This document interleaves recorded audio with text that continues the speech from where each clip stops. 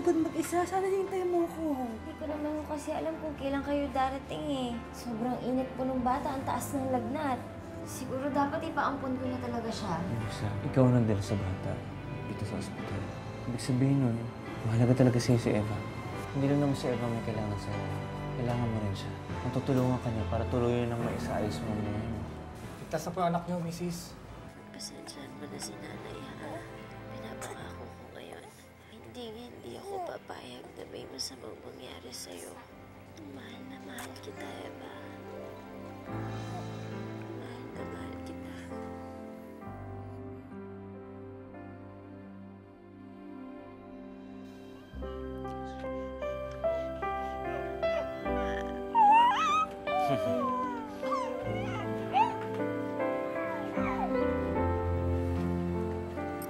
Felix, maraming salamat ha.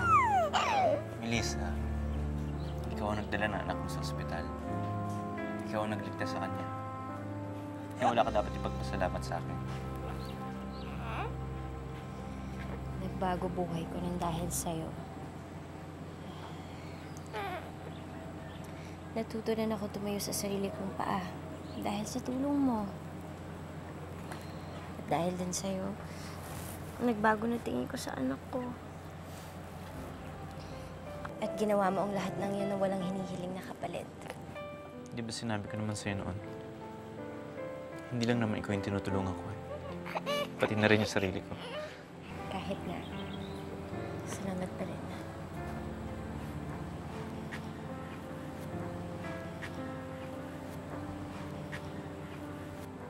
Salamat din sa'yo, anak. Hindi mo iniwan ng nanay, ha? Mahal na mahal kita.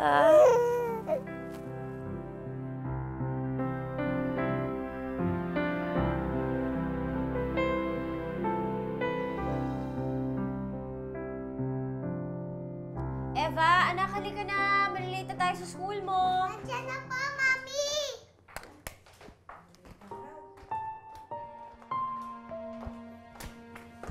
Bakit ba ang tagal-tagal nyo, ha? Gusto po kasi ni Lola na siya magbihis sa akin. Eh, kaya ko naman po mag-isa. Di ba po, Lola? Oo, ako. Kaya mo na nga. Sabi na sa inyo eh, kailang Lolang walang bilib sa akin eh. Alam mo, ikaw ang kulit-kulit mo. Mana-mana ka sa mami mo. Alam mo ba, nung kasi ng mami mo, ganyan siya. Ang kulit! Hey! Morning! Hello, Ninang! Kamusta yung paborito kong inaanak? Eto po, maganda pa rin. Sino mas maganda sa'yo ng mama mo? Siyempre po si Mami. Mana lang po ako sa kanya eh. Ay, naku, tong batang to. Bolera ka talaga. O, tara na. Malili ka. Sige. Si, Eva? O, sige. O, yung baon mo, ha? Huwag mong kakalimutan kainin. Opo.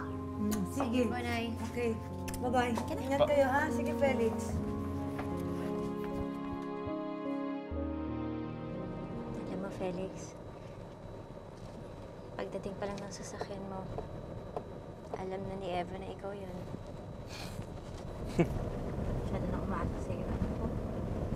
Wala namang masama dun eh. Inaano ka naman siya, di ba? Hindi naman na masyado siyang umasa sa'yo. Pati itong pagkatid mo sa kanya sa school. Paano pag dumating yung araw na hindi mo na ito magawa? Melissa, hindi mangyayari yun.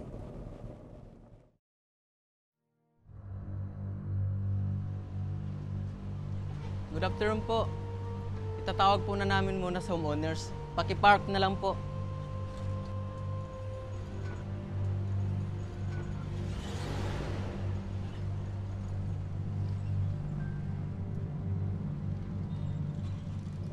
Siyempre, Felix, dadating naman yung araw. Magkakaroon ka ng sarili mong pamilya. Gusto ko na lang rin magpapulin yung oras mo. Iisa lang naman gusto ko maging pamilya. Kayo ni Eva.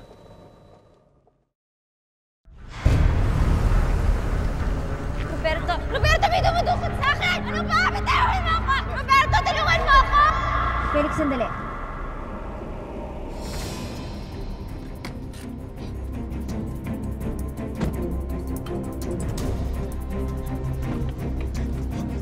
Melissa! Melissa! And what the hell is your problem with my Pasensya na kayo sa kasama ko. Napagkamalan niya kasi sasakyan yung nakabangga sa kanya isang araw eh. And is that my problem? Pasalamat ka at hindi nabasag ang salamin ng kotse ko. Pasensya na ho.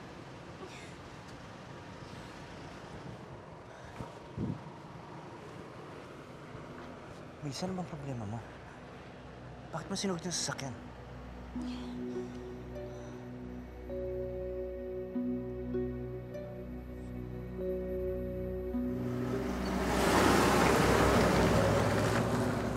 Hay, nako Felix.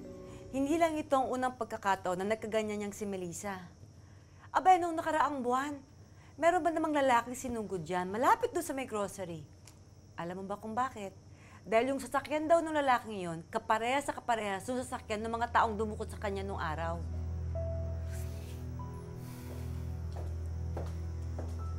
Eh, masisisi niyo ba ako, Nay? 6 na taon na lumilipas. Hindi pa rin nalulutas yung kaso ko. Kaya ano? Kaya lahat na lang ng pwede mong paghinalaan, pagdududahan mo, susugurin mo. Abay, paano kung yung sinugod mo, sampahan ka ng kaso?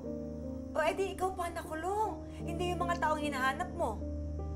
Eh kapag nakulong ka, paano na ang anak mo? Kami, kapag nawala ka. Hindi mo ba naisip yun? Ay, naku, itong batang to, oo.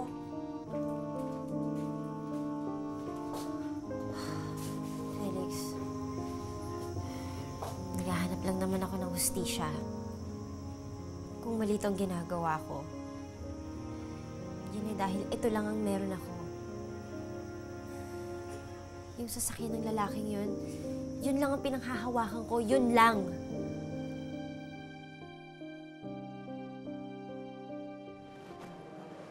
Melissa, pasensya na. Pero wala pa talagang lead sa kaso mo. Tapatin mo nga ako, Michael.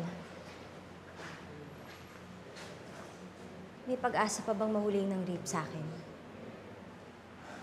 Melissa, sa totoo lang, hindi ko talaga alam. Pero kahit ipasara tong kaso mo sa taas, mag-iimbestiga pa rin ako. Yun ang may papangako ko sa'yo. Ano, Melissa? Una na ako.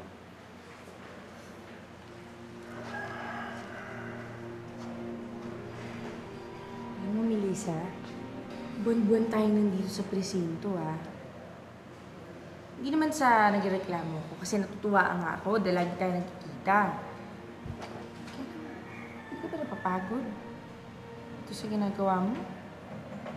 Hindi, Ami. Hindi ako napapagod. Dahil pag nangyari yun, para ko na rin pinatawad yung hayop na lalaking yun. At hindi mangyayari yun.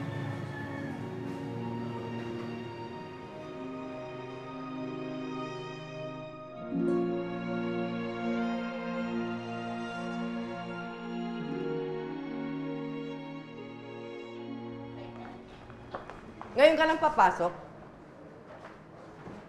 Bakit? Anong oras na ba? Paki-remind mo nga sa akin kung sino ang boss dito.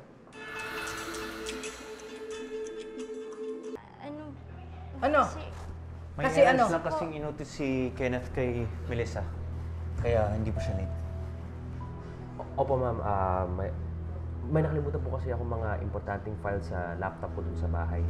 So, nakopy mo na ba yung mga pinapakopya ko sa'yo, Melissa? Opo, Sir Kenneth. Nasa USB drive ko na po yun. Good.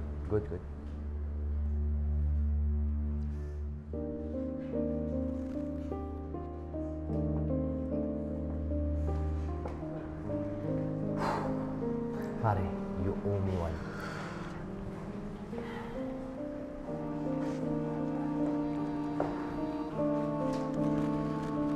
Bakit ka ba kasi late? Dumaan kasi ako sa presinto malapit dun sa dating tinitirahan namin. Sorry, Akala ko kasi aabot ako eh. It's okay. Pero next time, sabihan mo ko. Para handa ako sa sasabihin ko kay Mama. Okay? So, paano mamaya? Sabi ka na sa akin pa, what? Bakit? Basta. Mamaya. Okay.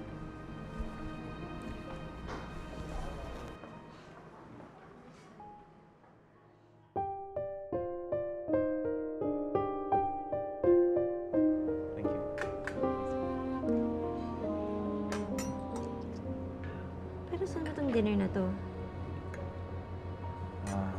Well, gusto ko lang sana ipagpatuloy na putol natin sa akin. Iisa lang naman gusto ko maging pamilya. Kayo ni Eva. You know what? More than 6 years na tayo magkakilala, Melissa. Hindi ko sinasadya, pero unti-unti na ako nahulog sa'yo. Isang araw nagising na lang ako at mahal na kita. Kaya gusto ko sanang... Felix, huwag mo na ituloy yung sasabihin mo. Melissa?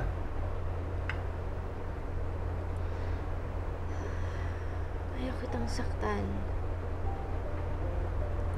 Ayaw ko rin masira yung pagkakaibigan natin. Pero... Felix, sana maunawaan mo na lang ako. Pagkakaibigan lang ang kaya kong ibigay sa'yo. Hindi ko pa kaya.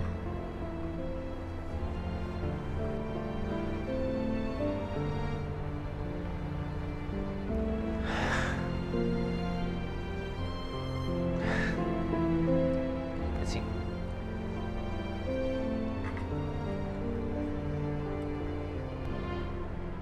Sabi ko na nga ba't matagal ka ng mahal niya ni Felix? Bakit kasi hindi mo magawang ibigay sa kanya yung puso mo? Dahil natatakot ako, Ami. Baka pag sinagot ko siya, mag-iba yung relasyon namin. Baka hindi ko mapanindigan yung mga tungkulin sa kanya. Alam mo, Melissa, walang ibang pinakita sa'yo si Felix kundi puros kabutihan. Bakit hindi mo subukang ibigay sa kanya yung tiwala mo? Malay mo, siya na pala yung pinakaiintay mo. Baka sakaling mabawasan ng galit dyan sa puso mo. Eh, paano kung hindi? Paano kung magkasama kami? Biglang manumbalik yung alaala na nangyari sa akin.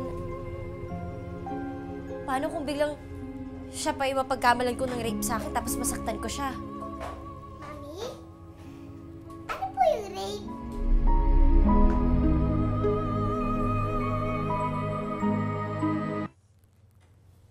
Anak, wala yon. Kalimutan mo na yon.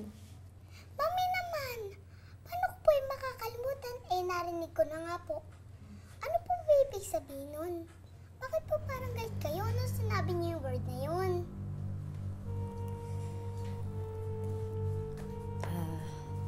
Anak, masyado ka pang bata eh. Hindi mo maiintindihan yun. Eh, kailan ko po yung maiintindihan? Magsi-6 na po ako sa isang linggo. Pag po ba 6 na ako, maiintindihan ko na yon.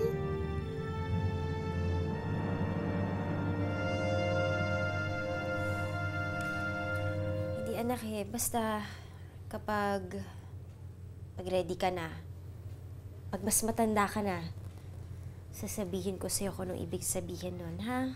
Promise, Mami? Promise. Basta, promise mo rin sa akin. Hindi mo na yung tatanungin sa akin ulit, ha? At huwag mo rin tatanungin yung sa lola mo, sa ninong mo, o kahit na sino, pati dyan kay Tita Ami. Opo, Mami.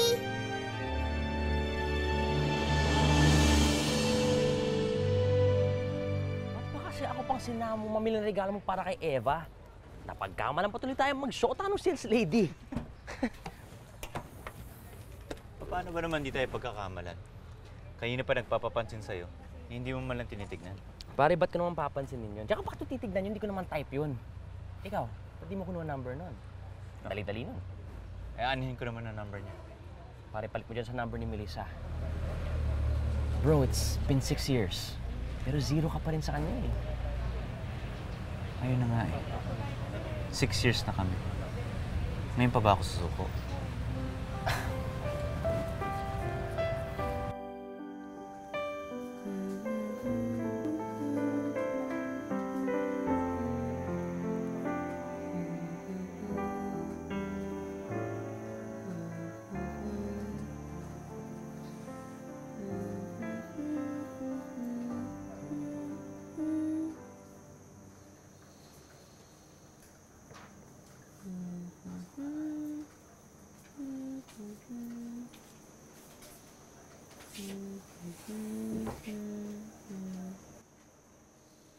lumalaki ng anak mo, Melissa.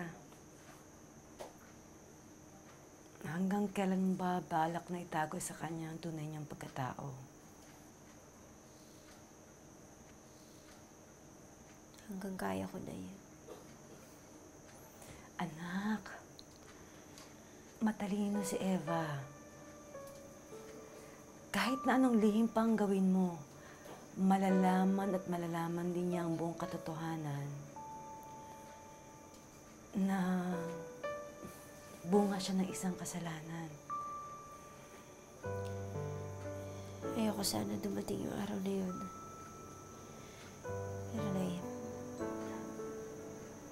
alam ko maiintindihan niya yun. Na kaya ako inilihim sa kanya dahil gusto ko siyang protektahan.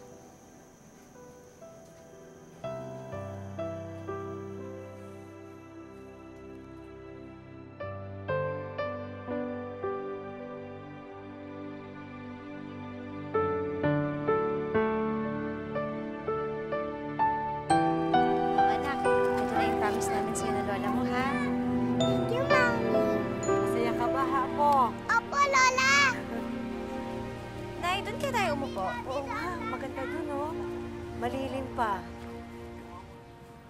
Eva? Oh! Apo! Ba't bigla kang huminto? Ano ba tinitingnan mo? Tara na!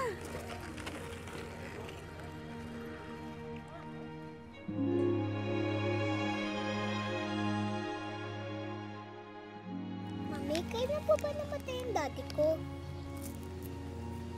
Hindi ba sinabi ko sa'yo, anak? Namatay yung daddy mo bago ka pa ipanganak. Ibig sabihin, di po pala niya ako nakita? Eh bakit wala man lang tayong picture ni daddy?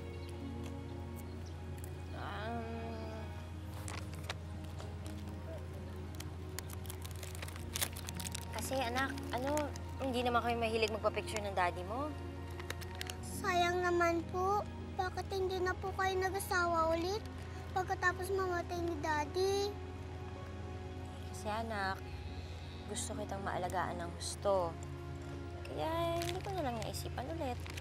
Pero malaki naman na po ako. Kaya ko na nga pong magbili sa sarili ko. Pwede na po kayong mag-asawa ulit. Anak, hindi naman ganun kadali yun. Si Ninong po. Di ba po wala naman din po siyang asawa? Bakit hindi na lang po kayo maging mag-asawa ni Ninong, Mami? Oo nga naman, Melissa. Di ba no, Apo? Opo.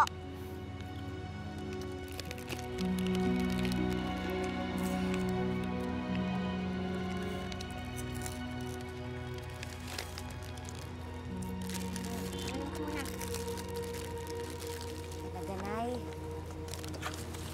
bakit sinusulan mo pa yung pagtatanong ng bata? Eh bakit ba? Sa may punto naman yung anak mo eh. Di ba hanggang ngayon nililigawan ka pa rin ni Felix? Ba't kasi hindi mo pa sagutin? Mami! Bili niyo po ako scramble! Sige anak. Nay, may pera ka pa? Oo, ito.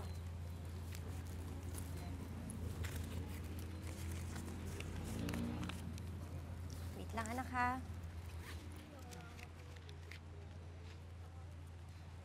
Hello. Oo. Sige. Di ba? Bukas mo na. Oo, sige, sige. Okay, Mara. Sige. Bukas na ba?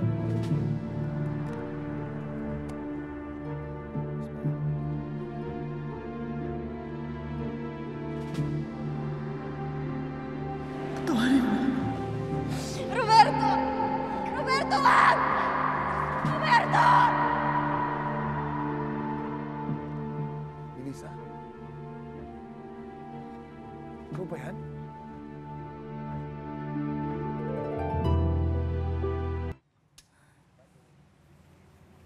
Melissa, okay ka lang?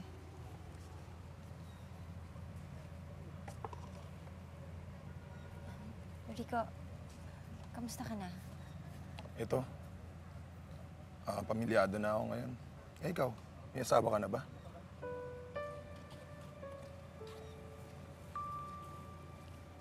Misis ako. I'm sorry. nawala sa isip ko.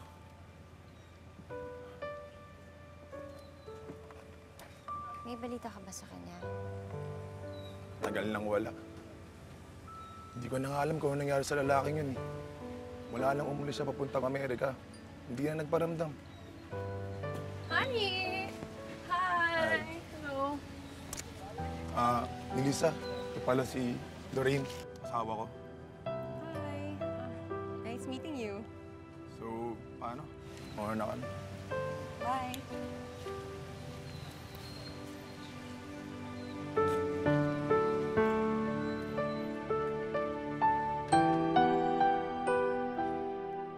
Bakit nanunumbalik ang alaala ko nung araw na iniwan ako ni Roberto sa harap ng altar?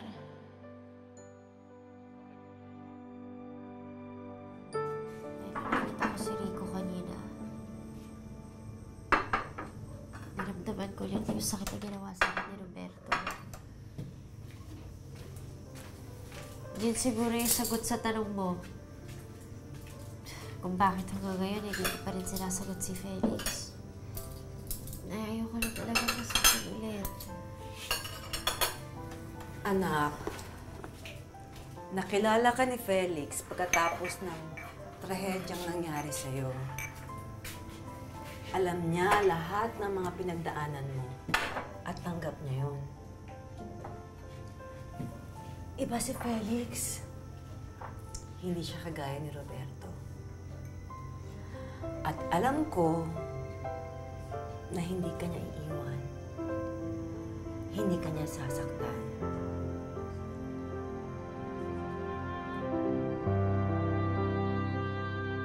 Alright, we're done on the next round. Go girls, are you ready? Alright, dance, dance, dance, dance, dance, dance, dance, dance, dance, dance, dance.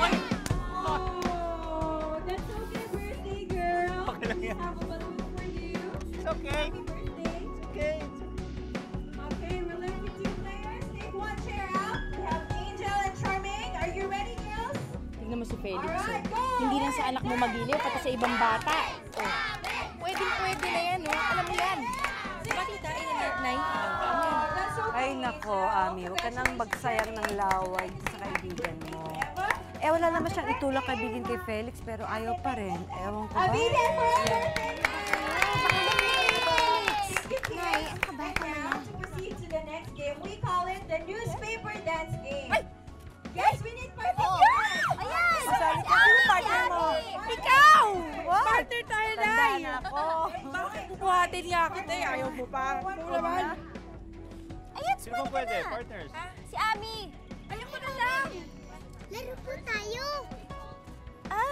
Anak, hindi na kayo na lang. O si Tita Ami mo.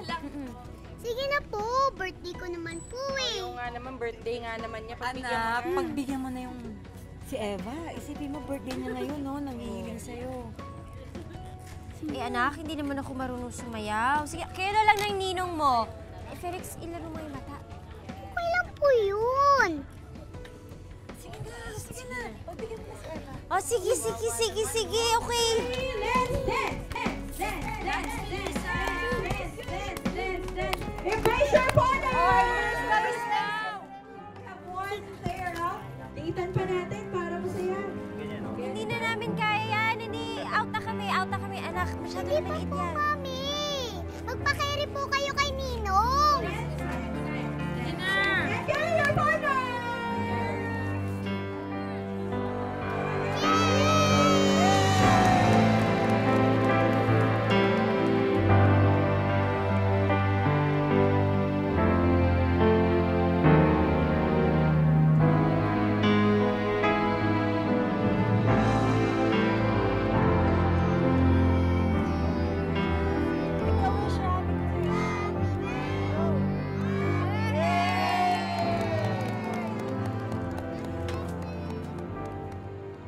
Eva,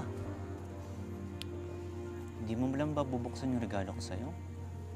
Hindi po. Bakit? Ayaw mo ng regalo ko? Hindi ko naman po ayaw. May gusto lang po ako ibang gift bukod dito.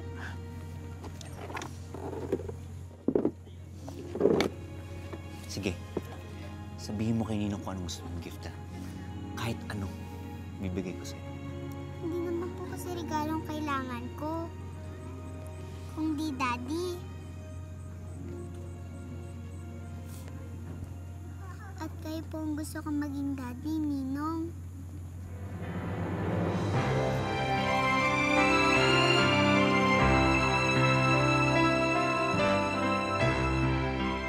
Nagising ko na lang isang umaga.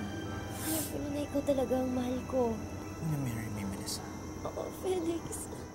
Roberto, welcome back, son. Welcome back, my son. So you're not getting married? Ikaw ang unang makakaalam kung meron akong babaeng pakakasalan. Makukuha ko bang magsikreto sa'yo? Kilala kita, Felix. Malalaman ko kung ano yung tinatago mo. May pinalit ka na ba kay Melissa? Mukhang ayaw mo na siya pag-usapan. How is she? Nakita kami minsan. Tingin ko, okay naman siya ngayon. Siguro nga, may asawa na yun ngayon. Nagpropose sa'yo si Sir Felix, no? Sis, chance mo na yan para yumaman ka.